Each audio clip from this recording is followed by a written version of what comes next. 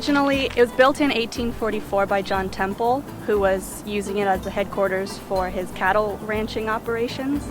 And then when he decided to retire and move on, he sold it to the Bixbys, and they were here for a while.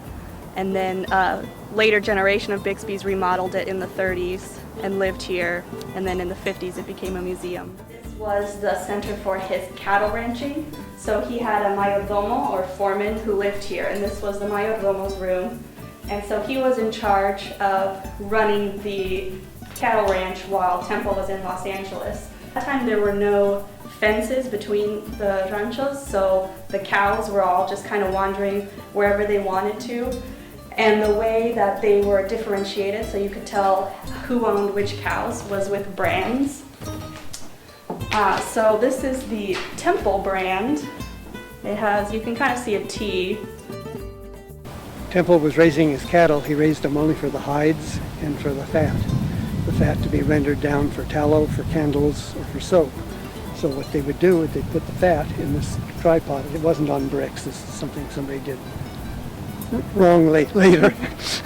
But they would put the fat in there, skim off the impurities. They would dig holes in the ground, dump the hot fat into it, the tallow, stick a stake into the center of it. Then when it was all congealed, they could pull it up, and that's how they would transport it down to San Pedro to the ship. And it was for, the tallow was for candles and for soap. This is the library. So currently it's a branch of the Long Beach Public Library system, and the collection here focuses on California and Western history.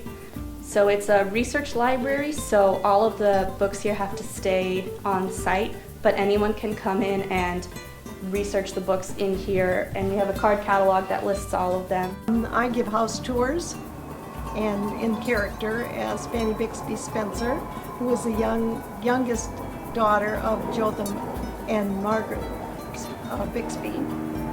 And she didn't really grow up here, but she lived here until she was 2.